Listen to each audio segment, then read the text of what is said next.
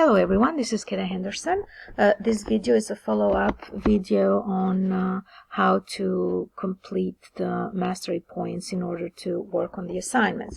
In this video I will try to show in more details how to work on the study plan in order to maximize the learning and try to minimize the time spent on the study plan.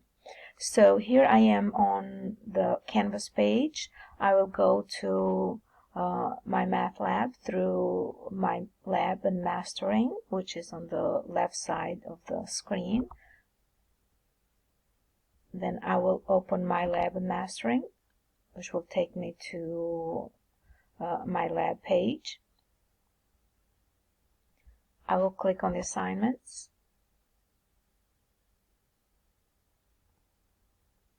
So let's say I'm sitting here and I want to study for section 9.2 and this day I'm planning to work on the study plan.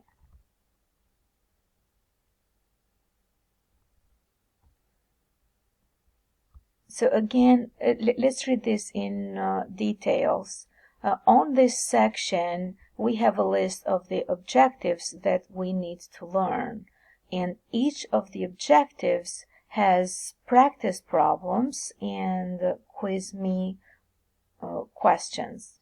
Now, as of now, you have seen on the practice problems that there are similar problems because they're working on only one objective.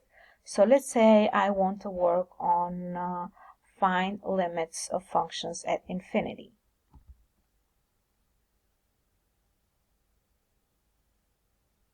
And here I have the problem, and before I attempt the problem, if I have never seen these before or I haven't seen the videos that were posted on Canvas, I would look on the bottom of the screen where I have help me solve this, view an example, or get more help. So the first thing I'm going to do is click on get more help, and in some of the problems, like in this one, there is a video linked to it. The textbook will be in each of the practice problems, and you can print the problem or you can send a link to this problem if you still have issues working on it to me. So I would prefer that you send the questions through Ask My Instructor. So I would click on the video, I would watch it and keep notes. So let's say I did that. Then I'm going to go back to the screen of my problem. If I need more help, I can go to View an Example. So you will see that View an Example is a similar problem to the one we're working with because we're working on one objective. And here is the detailed explanations on how to solve this problem. So we're asked to find a, so the first question is find the leading term of the polynomial and then the limit as x approaches infinity and then the limit when x approaches negative infinity, and in this objective we're working on polynomial functions. So we're going to read the instructions step by step. So here we're saying that the form of the polynomial function is f of x is a sub n x to the n plus a n sub n minus 1 x to the n minus 1 plus a 0, where n is the highest degree of x and is called the degree of the polynomial, and we're looking for the leading term. By definition, the leading term is the term where x is the highest degree. And then I will continue to read more on the detailed instruction. So first, identify the degrees of each term. So our polynomial is up here. So the degrees of each term, so the first term is 25. It has no x in it, so the degree of it is 0. And then the degree of the second term, and the second term is 7 times x to the 8th, and the degree is 8 because the degree of x is 8. And then the last term is negative 3 times x to the 9. Degree is 9 because 9 is the power of x. And then after we have studied all the degrees for each term, we're finding the leading term, which will be the term with the largest degree, and that is negative 3 times x to the 9.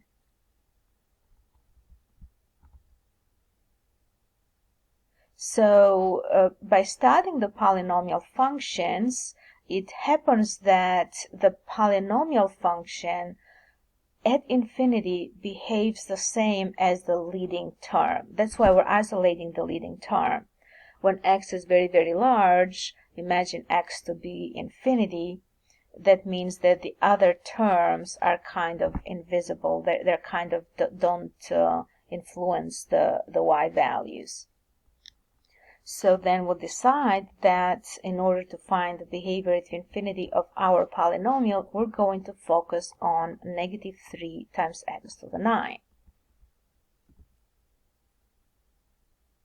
And this is what is explained further.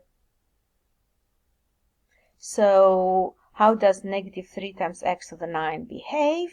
So when x approaches infinity, so put a large number for x, like 10 million or 1 trillion. So 10 million to the 9th is a very large number. Multiplied by negative 3, that's going to give us a negative number, but with large absolute value on it. So the idea here is like having negative 3 times infinity, so it's going to give us negative infinity, which means that for x very large, negative 3 times x to the 9 is going to become very, very small, which means goes to negative infinity. On the other hand, when x approaches negative infinity, so instead of x, we put a negative infinity. A negative infinity to the odd power is negative infinity times negative 3. That means that for very small values of x, negative 3 times x to the 9 is going to go to positive infinity. So we answered our question. So as conclusion, the limit of the leading term of our polynomial as x approaches negative infinity is infinity, and when x approaches infinity is the opposite. So I read this problem now. Now I'm ready to work on my problem. So let's look at our polynomial. P of x is 12 plus 4x to the negative 6 minus 5 times x to the 7. What is the leading term? Well, I have 3 terms, and negative 5 times x to the 7 is the term in which x has the highest power, the highest degree. So the leading term is negative 5x to the 7. I'm ready to answer the second question. Now, to study the behavior of my polynomial, I will focus on negative 5 times x to the 7th. So what happens when x approaches infinity? Well, instead of x, I put infinity, a very, very large number. Infinity to the 7th power is infinity, times a negative number, so it's going to get me to negative infinity. So the answer is negative infinity. Now I'm going to look at what happens when x approaches negative infinity, which means I'm putting a very, very small negative numbers. So instead of x, I'll put a negative infinity.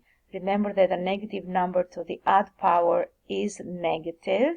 So negative infinity to the 7 is going to give me a negative infinity number, which means a very, very small negative number, times a negative 5, that's going to give me a positive infinity.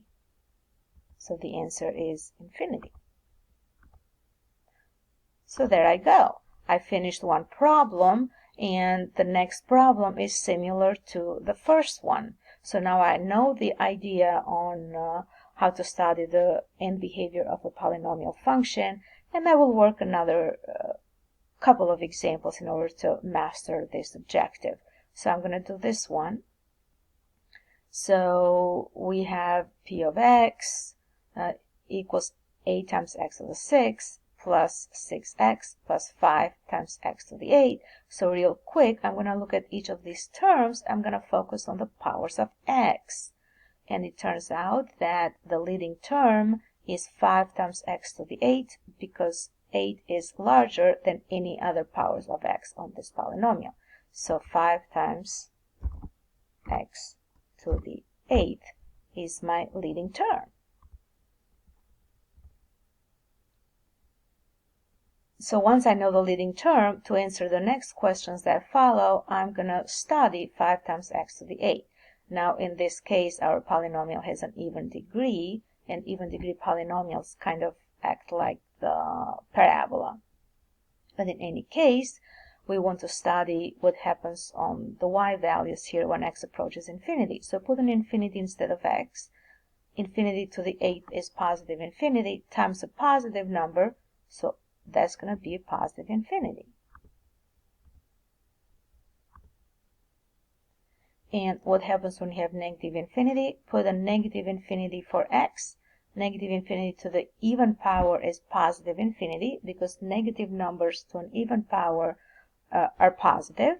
So it turns out that 5 times x to the 8th goes to positive infinity when x is also negative infinity. So here we go. All right, so I finished this problem. If I feel like I may need more exercises, I continue working on this. But in this case, let's say I feel comfortable with this, I close.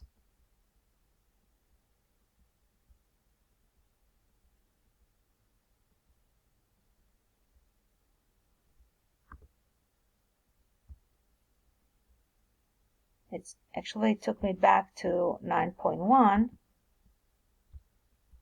So let me go back to my study plan. I was working on limits at infinity.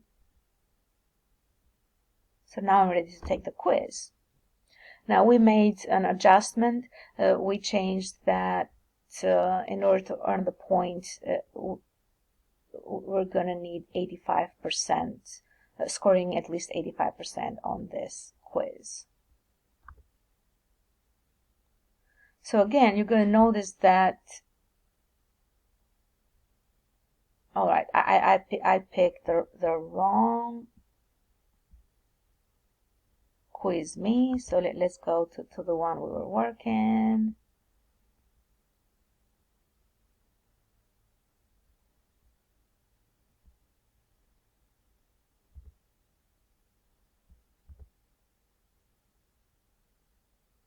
Okay, so here we go.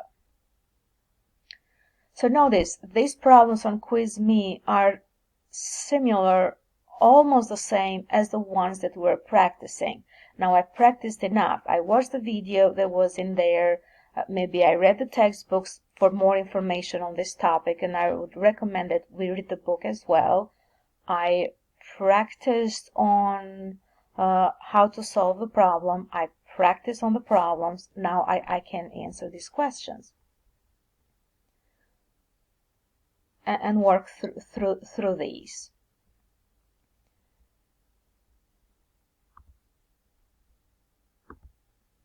So the thing that, let's say I did not answer all these questions, it's going to take me back to the study plan. So because I didn't earn 85%. So the reason, the reason we came back to the practice is because we missed some of the questions. So we need to have these objectives mastered because we're going to need these for the later topics that we will study.